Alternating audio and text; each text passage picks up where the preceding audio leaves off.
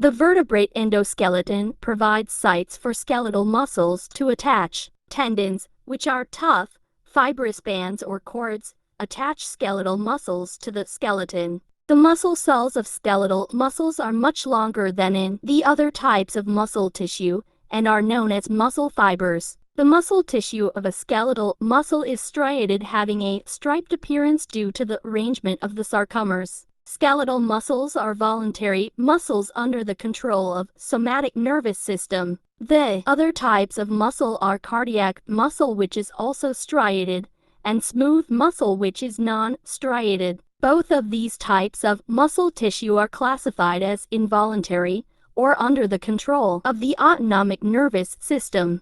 Let's study about the skeletal muscle contraction. When observed with a light microscope, each skeletal muscle fiber has a pattern of alternate dark and light bands. This striation of whole fibers arises from the alternating dark and light bands of many smaller, thread-like myofibrilla in each muscle fiber. Electron microscopy and biochemical analysis shows that these bands are due to the placement of the muscle proteins actin and myosin within the myofibrils. Myosin occurs as thick filaments and actin as thin filaments. The lightest region of a myofibril, the I-band, contains only actin, whereas the darkest region, the I-band, contains both actin and myosin. The functional contractile unit of a myofibril is the sarcomere, each of which extends from one Z-line to another Z-line. The actin filaments attach to the Z-lines, whereas myosin filament do not. When a sarcomere contracts, the actin filaments slide past the myosin filaments as they approach one another. This process shortens the sarcomere. The combined decreases in length of the individual sarcomere account for contraction of the whole muscle fiber, and in turn, the whole muscle. This movement of actin in relation to myosin is called the sliding filament model of muscle contraction.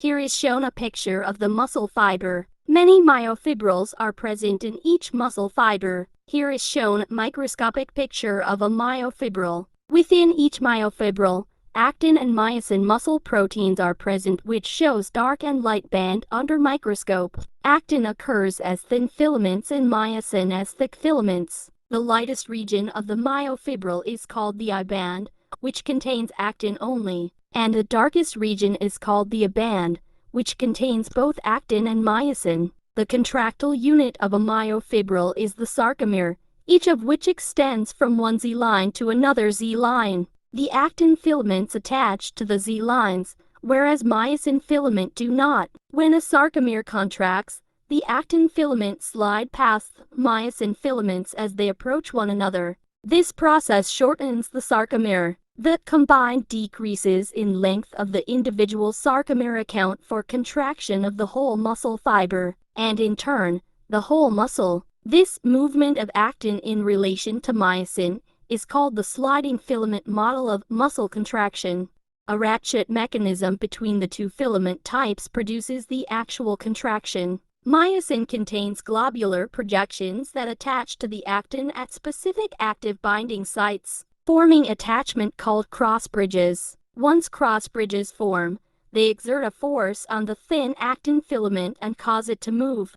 Now we will discuss about the control of muscle contraction. When a motor nerve conducts nerve impulses to skeletal muscle fibers, the fibers are stimulated to contract via a motor unit. A motor unit consists of one motor nerve fiber and all the muscle fibers with which it communicates. A space separates the specialized end of the motor nerve fiber from the membrane sarcolemma of the muscle fiber. The motor end plate is the specialized portion of the sarcolemma of a muscle fiber surrounding the terminal end of the nerve. This arrangement of structures is called a neuromuscular junction or cleft. When nerve impulses reach the ends of the nerve fiber branches, synaptic vesicles in the nerve ending release a chemical called acetylcholine. Acetylcholine diffuses across the neuromuscular cleft between the nerve ending and the muscle fiber sarcolemma and binds with acetylcholine receptors on the sarcolemma. The sarcolemma is normally polarized. The outside is positive, and the inside is negative. When acetylcholine binds to the receptors, Ions are redistributed on both sides of the membrane, and the polarity is altered. This altered polarity flows in a wave-like progression into the muscle fiber by conducting paths called transverse tubules. Associated with the transverse tubules is the endoplasmic reticulum of muscle cells, called sarcoplasmic reticulum. The altered polarity of the transverse tubules causes the sarcoplasmic reticulum to release calcium ions, which diffuse into the cytoplasm. The calcium then binds with a regulatory protein called troponin that is on another protein called tropomyosin. This binding exposes the myosin binding sites on the actin molecule that tropomyosin had blocked. Once the binding sites are open, the myosin filament can form cross bridges with actin, and power stroker of cross bridges result in filament sliding and muscular contraction.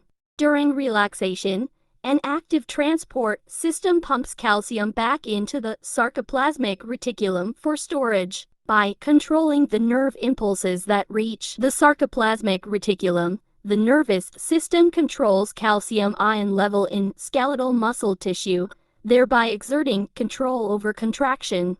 Hope you like the video. Thanks for watching. Do subscribe the channel for more videos.